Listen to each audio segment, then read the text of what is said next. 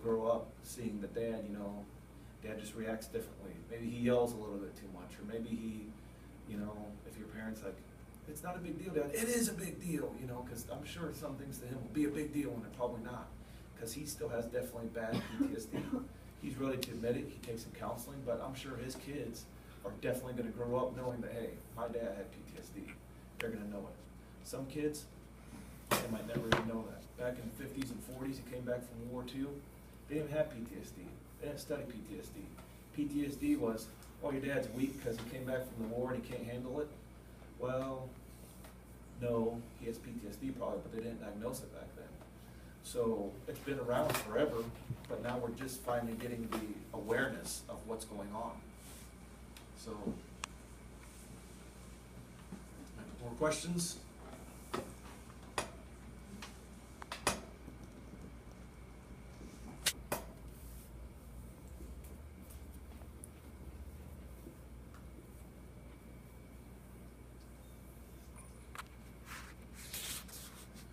It's hard for kids to understand their parents if they have a parent with PTSD because it's not always really just out in the open. And sometimes kids hear stories and stuff and they're like, wow, that sounds like my dad. Wow, that sounds like my dad. Sometimes people don't even know that their dad went over to Iraq because your dad doesn't talk about it. Or your grandpa dies and you just figure out that he was on Iwo Jima or he was in Korea because he never talked about it. I had a great uncle who he signed up to be in the military to be a heavy equipment operator, drive big trucks. Well, they went over to Iwo Jima during World War II, and the trucks got stuck in sand. And they said, well, these trucks aren't going to work on this big heavy sand, so everyone just get out of your trucks, you're no longer a truck driver. And they gave him a flamethrower. And they said, now your job is to be a flamethrower. And when you ever see a hole that the Japanese are in, flamethrow in the hole and kill all the Japs that are in the hole. You think he signed up to do that? You think he wanted to do that? He's a farm kid from southern Illinois. But that was his job now. And then you know what? One day when he was flamethrowing the hole and killing the Japs, he said, hey, stop, the war's over, go back home. Okay, take that off, go back home, and then he starts his job again. How do you think he transitioned back in his job? You think people are like, man, so how was it over there? And he was like, oh, that was awesome. I had this flamethrower, and man, sometimes it kind of hurt my shoulders, but man, I was there and flamethrowing, man, I could hear the Japanese dying and crying and everything. It was cool. I took a bunch of pictures. No, he didn't talk about it ever.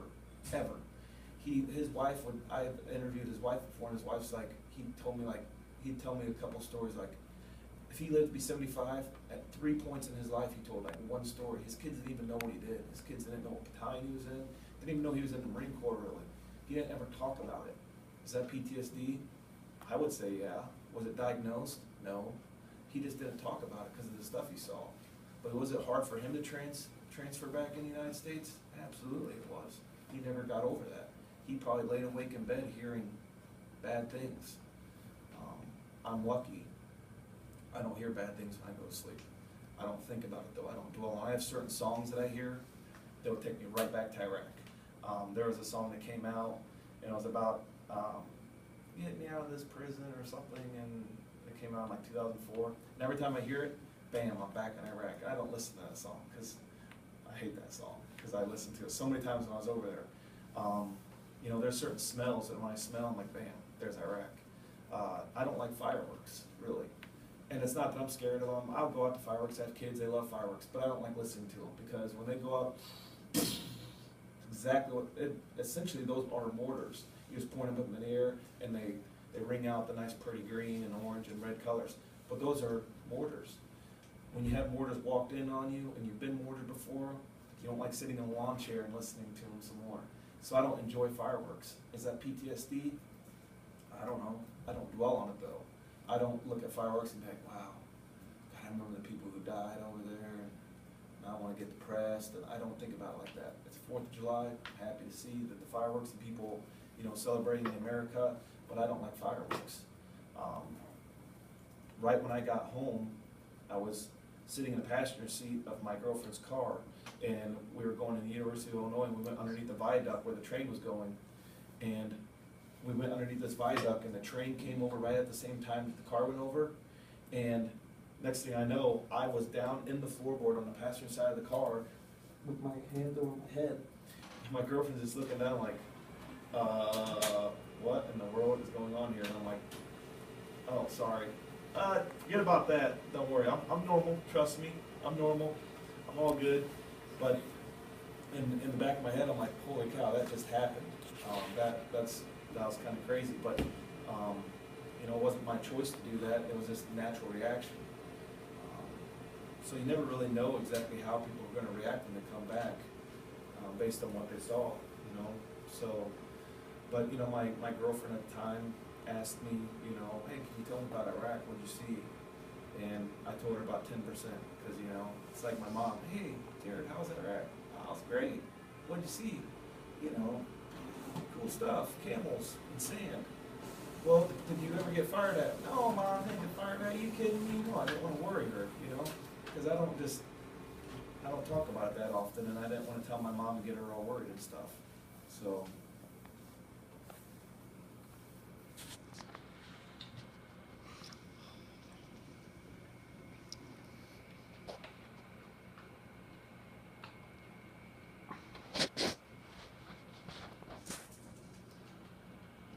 It's important to remember when people have PTSD, sometimes, and I'm not a doctor by any means, but just from my observations, some people want to talk about it, and it helps them. Hey, where'd you go? Oh, I went over to Afghanistan. Oh, where'd you serve at? What'd you do over there? Oh, that's really cool. My dad was in the Army, blah, blah, blah, blah. Some people, though, they don't want to talk about it. And every time they talk about it, it gets them a little bit more into it, more into it, more into it. I have a friend that I think that if you start talking about Iraq, he'll have a couple really rough days, because then he won't get it out of his mind. You kind of remind him of it. It's like losing a son. Sometimes it's nice to say, hey, you know, I have a really good memory of your son that I'll never forget. And sometimes that helps the parents. Sometimes when they lose a son, and every time someone brings up even the name, it's like a dagger again right in the heart that they're trying to heal. So it can go both ways. It just kind of depends.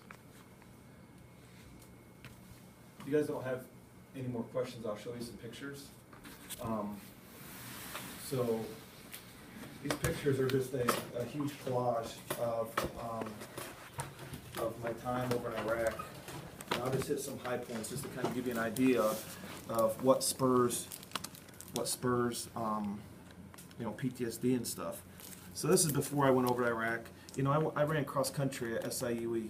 I ran cross country at Normal West, and I was running college cross country when I got called up. Well, so here I am, a sophomore in college, and 2 months later, bam, all of a sudden I'm in Iraq. Never been to Iraq before. Never been to the United States. Well, there I am in a tower with machine guns overlooking this little town. So all of a sudden you're thrown into a situation that you've never been in before. And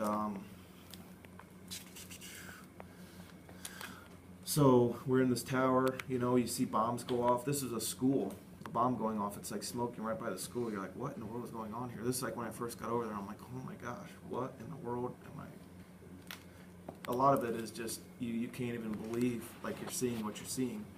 This little water puddle is where the trucks used to dump sewage into, and like bath water and toilet water. And then I'd be sitting there watching this big puddle, and a bunch of kids would go over there and they would start playing in it. You know, and you're like, that is insane. That's not right, but you can't do anything about it. So you just kind of store it away in your mind. You know, so we were on the news a lot. BBC, the Associated Press came over a lot. Donald Rumsfeld came over. And that's why, you know, you're feeling really important. Donald Rumsfeld came over and shook my hand. Hey, we really appreciate it. What's your name, Jared Bierbaum from Central Illinois? I personally appreciate what you're doing over there. Then you come back home, and how many times has the President Obama stopped by my house and shook my hand? Hey, we really appreciate you being a police officer. 0. So you feel really important while you're over there, and then when you get back home, you don't always feel that same importance. But I know I'm important, so I get through my day. There I am, about to meet Donald Rumsfeld, you know, be important. My mom was really proud of me. Wow, Donald Rumsfeld came over there to meet you. You know, Secretary of Defense, he wanted to meet Jared Bierbaum over there. So it's kind of neat. They're working on my Arabic, speaking Arabic to these ladies, and then me saying, wow, that didn't work because they don't understand what I'm saying. But some of the things I really wanted to show you. So here are the kids, and everyone's like, well, you know, they're terrorists, right? 9/11, they blew up the United States, so they're all bad. Well, this kid isn't bad. I guarantee you that. He's not bad. His name's Humsey. And when I was over there, I'd give him Girl Scout cookies, give him candy. They'd go run errands for me. They had falafels, which are like these diamond-shaped pita breads, and you cut them open and you fill them full of lettuce and cucumbers and like lamb meat, and eat them. Oh man, it's so good.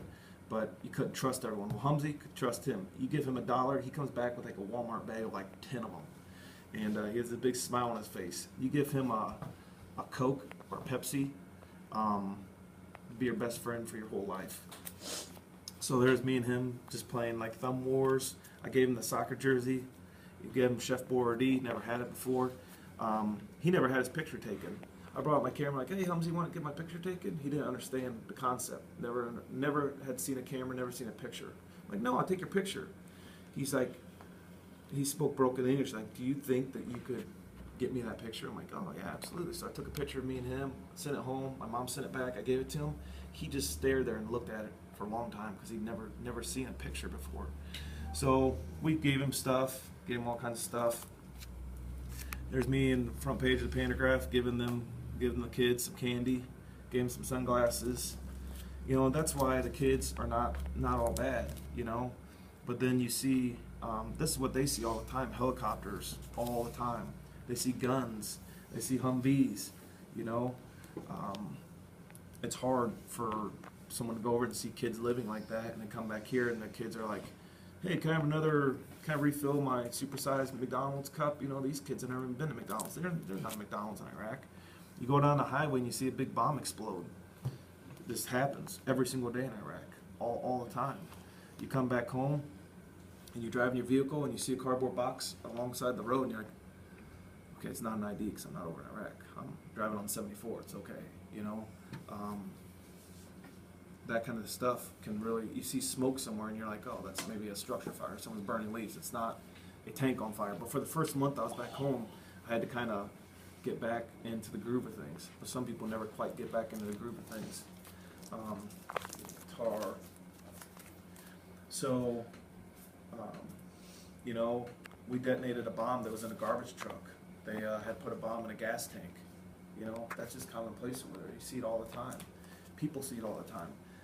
There's the little waterway I was telling you about. So I'm sitting there watching this field and watching this waterway, and a kid just drowns in there. And the other kids just kind of walk away. Well, you know, there was 4 of us, now there's 3 of us. Kid drowned in the waterway, okay. Come back here tomorrow and swim, but be a little more careful next time. And you sit there and watch that and you're like, what in the world just happened? These kids are like, what the heck? It's crazy. So I gave all these kids hats. They had a Yankees hat on and a Bears hat on and all these different hats, you know, giving these kids. And that's how I help myself not to remember a little bit about home. You know, I'm here as an American fighting, but you know what? It doesn't make me an animal. I gave him some watermelons. You know, I've talked to him and messed around with him and stuff, and it kept me kind of sane. It kept me kind of normal, I think. But yeah, in the pitch black, you look out and see explosions, see mortars happen. I had a big machine gun most of the time, or an AT-4. Went to Saddam's palace, you know. Sometimes it was really, really good over there. Dressed up in my, on the front cover of Rolling Stone magazine. You know, you feel really important. Come home. How many times have I been on the front cover of Rolling Stone since I've been home? 0. 0. But that doesn't make me any less important. Some people, they feel a little less important. I wanted to show you though a picture. So I gave this little kid a camera and I said, hey, you know what would be really interesting is you take this camera home. It was like a little wine camera. You take it home and take pictures of your house and bring it back, and then I'll get them developed. Well, I didn't develop until I was home. So this is the pictures that he took. So he has a dirt floor and dirt walls, and that is his family's TV. So he's probably like 6 years old. You can see the size of his head. His TV is smaller than his head. That's his TV that he has for his family. There's his dad, has a crutch. And he's just happy, you know, he's happy. Gave him an Old Navy t-shirt, he was happy, he loved it. Gave him some slacks to wear in this mud house. There's his little sister, dirty, very, very dirty, dirty shirt, dirty pants, barefoot, but next to her big screen TV that's about that big. You can see their pantry. I mean, that looks like a pantry that you know, you'd find alongside the road somewhere. Well, that's their pantry and their kitchen. That's their gas tank right there.